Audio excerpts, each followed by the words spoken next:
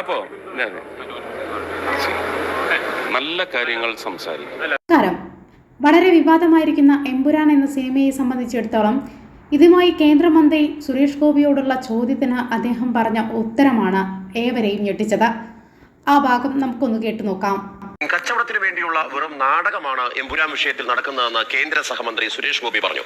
Cinema മുറിക്കാൻ ആരും ആവശ്യപ്പെട്ടിട്ടില്ലെന്നും സുരേഷ് ഗോപി മാതൃഭൂമി ന്യൂസിനോട് പ്രതികരിച്ചു. ഈ എമ്പുരാൻ വിഷയം വളരെ സജീവ ചർച്ചയ്ക്ക് ഇന്ന് പാർലമെന്റിലും കൊണ്ടുവരുന്നുണ്ട് ഇടത് കോൺഗ്രസ് എംപിമാർ. എന്താണ് കാര്യത്തിൽ തങ്ങളുടെ സിനിമാ പ്രവർത്തനം കൂടിയല്ലേ? വെറും ഡ്രാമയാണ് അവിടെ നടക്കുന്നത്.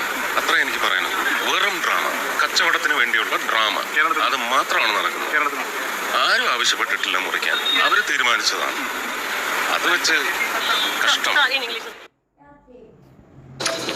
ഇപ്പോൾ സംഭവിക്കുന്നതിലേക്ക് വീണ്ടും എമ്പുരാൻ വിവാദത്തിൽ പ്രതികരണവുമായി കേന്ദ്രമന്ത്രി സുരേഷ് ഗോപി. എല്ലാം ബിസിനസ് എന്നും ആളുകളെ ഇളക്കിവിട്ട് പണം ഉണ്ടാക്കുന്നുവെന്നും സുരേഷ് ഗോപി പറഞ്ഞു. വാർത്താ ഏജൻസിയോടാണ് സുരേഷ് ഗോപിയുടെ പ്രതികരണം. What is the controversy? Who has raised the controversy? You said that it's anti-Hindu and the fact will be twisted and all. So what? It's all business, man. It's all business. Screwing up the psyche of the people and making money. That's all. Thank you so much. Empuraan വിഷയത്തെക്കുറിച്ച് തുടക്കത്തിൽ സുരേഷ് ഗോപിയുടെ അഭിപ്രായം ചോദിച്ചപ്പോൾ അദ്ദേഹം അതിന് മുഖം കൊടുക്കാതെ മാറുകയാണ്. നല്ല ചോദ്യങ്ങൾ ചോദിക്കുക എന്ന് പറഞ്ഞുകൊണ്ട് അദ്ദേഹം അതിന് മറുപടി കൊടുക്കാതെ അവിടെ നിന്നും മാറുകയായിരുന്നു. എന്നാൽ ഈ ഒരു കോൺട്രവേഴ്സി ശക്തമായതോടുകൂടി അദ്ദേഹത്തിന് ഉത്തരം പറയേണ്ടത് നിർബന്ധമായിട്ട് മാറുകയാണ്. ഇപ്പോൾ അദ്ദേഹം പറയുന്നത് അതൊരു ബിസിനസ് തന്ത്രമാണ്. ആരും തന്നെ അത് മുറിച്ചു മാറ്റാനോ കട്ട് ചെയ്യാനോ ആരും പറഞ്ഞിട്ടില്ല.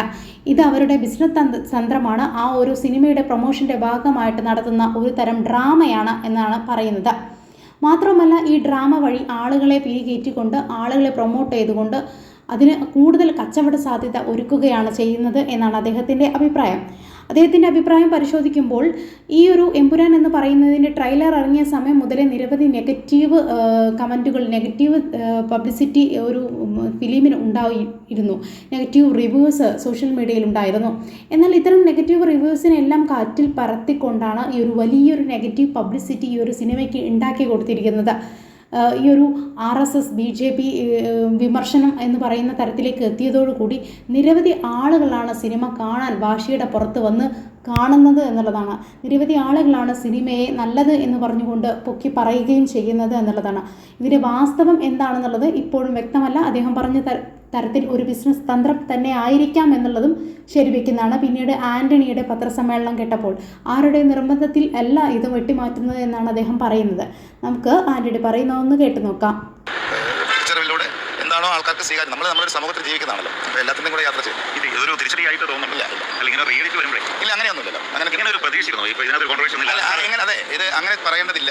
ഇതിനെ ഒരു നല്ല പോസിറ്റീവായിട്ട് എടുത്താൽ മതിയല്ലോ. അത്രേ. മോഹൻലാലിന് കഥ നേരത്തെ അറിയാമെന്ന് ആന്റണി പിന്നീട് മാധ്യമങ്ങളോട് പറഞ്ഞു. അറിയില്ലെന്ന് തങ്ങളാരും പറഞ്ഞിട്ടില്ല. മോഹൻലാൽ സാർ ഈ സിനിമയുടെ കഥ അറിയാം, എനിക്കറിയാം, ഞങ്ങൾക്ക് എല്ലാവർക്കും അറിയാം. അത് അറിയില്ല എന്ന് പറയുന്നത് ഞാൻ പറഞ്ഞിട്ടില്ല, ഞങ്ങൾ ആരും പറഞ്ഞിട്ടില്ല. പൃഥ്വിരാജിനെ ഒറ്റപ്പെടുത്തി ആക്രമിക്കാൻ അനുവദിക്കില്ലെന്നും ആന്റണി പെരുമ്പാവൂർ വ്യക്തമാക്കി. ഒരിക്കലും പൃഥ്വിരാജിനെ ഒറ്റപ്പെടുത്തുന്ന കാര്യമല്ല. കാരണം ഞങ്ങൾ എത്രയോ വർഷമായിട്ട് അറിയാവുന്ന ആൾക്കാരാണ്.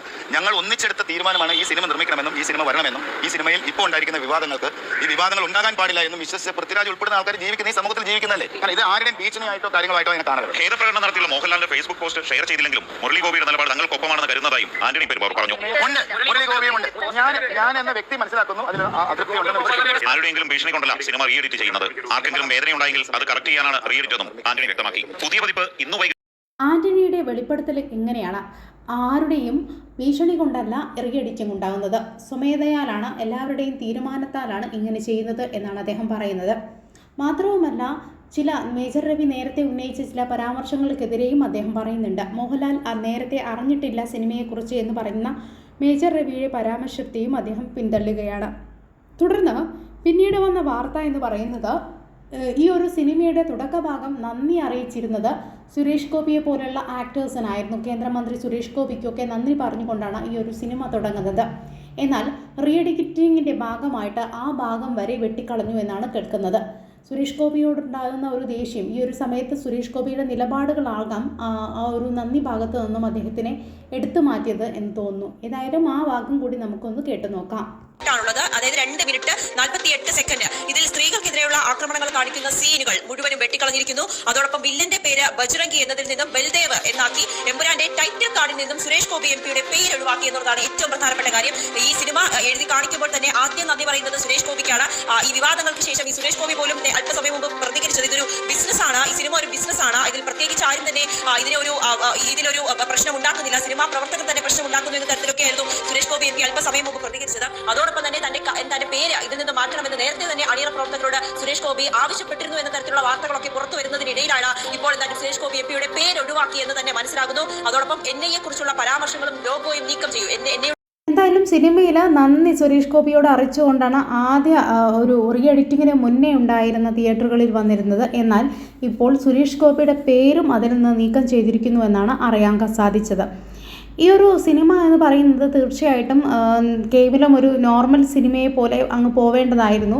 ഇങ്ങനെ ഒരു വിവാദം, ഒരു നെഗറ്റീവ് പബ്ലിസിറ്റി സൃഷ്ടിച്ചില്ലായിരുന്നെങ്കിൽ ഈ ഒരു സിനിമയെ ഇത്ര രീതിയിൽ ആളുകൾ ഏറ്റെടുക്കില്ലായിരുന്നു എന്നുള്ളതാണ് വാസ്തവം. ഇതൊരു മനഃപൂർവ്വമായിട്ടുള്ളൊരു നെഗറ്റീവ് പബ്ലിസിറ്റി ക്രിയേഷൻ ആണ് എന്നുള്ളത് ഒരുപക്ഷെ സത്യമാകുന്ന തരത്തിലേക്കാണ് കാര്യങ്ങൾ മുന്നോട്ട് പോകുന്നത്. പ്രേക്ഷകരായ നിങ്ങളുടെ അഭിപ്രായം എന്താണ്?